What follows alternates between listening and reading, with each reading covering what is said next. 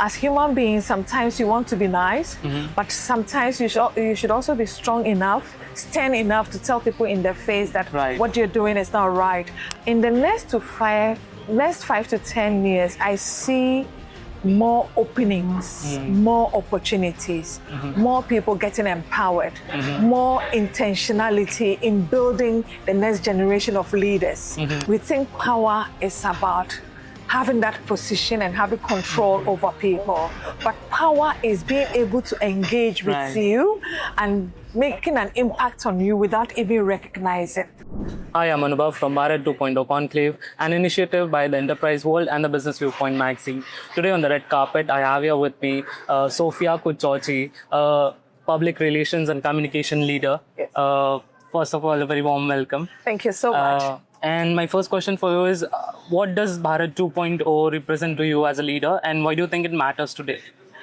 It's an interesting question, and it's interesting. I'm looking around and I see myself, the only African sort of, who is here today.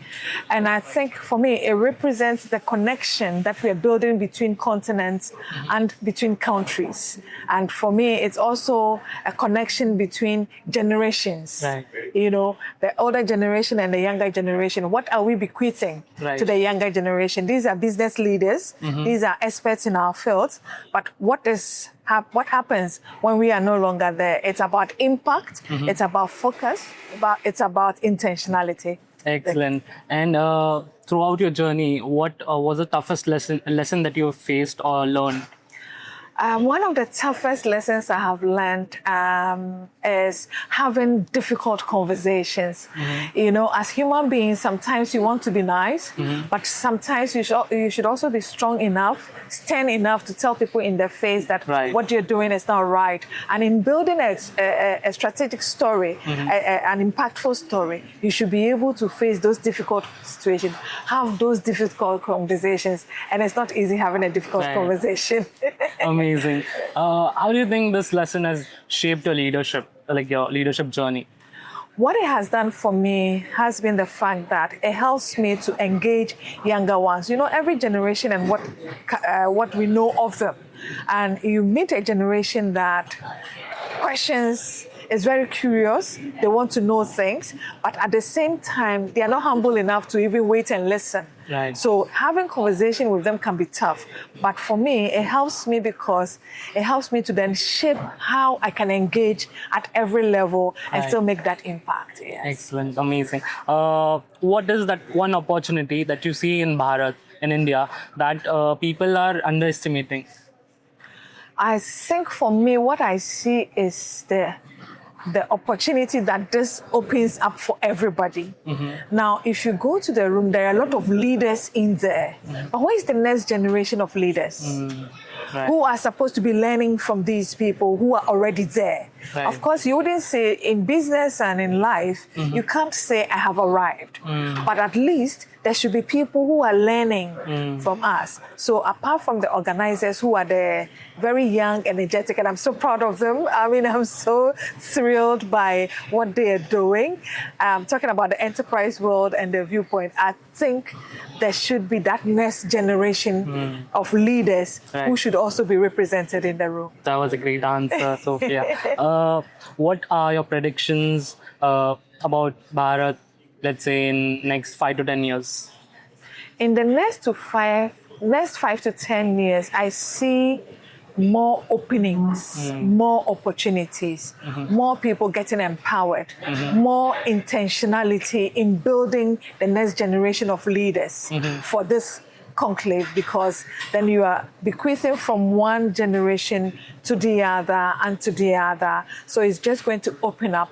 Bharat is all about India, right? Yeah. It's going to open up India, not only for Indians, but for others like myself, who I feel so privileged being here today. And I think that it's going to open up India for more people to know India and see the qualities that sit in this country. But do you think, as a global leader, do you think are we ready for that global expansion, or as you said, like you coming here and seeing all this, do you think we're ready for all that opportunity? You've been ready since. Great. You've been ready. I mean, there is no point in time when you say this one is ready or this one is not. At any point in time, you have to prepare and position yourself. And I think India has positioned itself long before now. And so I think you're ready. We need more invites to come in. And you expect a lot of people outside, especially in the area of IT. Yeah. Everybody knows that India is doing great. So I think you're ready, more than ready. Right. Thank you so much. Wow. Thank you. Moving on to the next round, which is our rapid fire questions. Right. What is that one overrated or underrated leadership quality that you think there is right now? Power. Yeah, that's a good one. Yeah.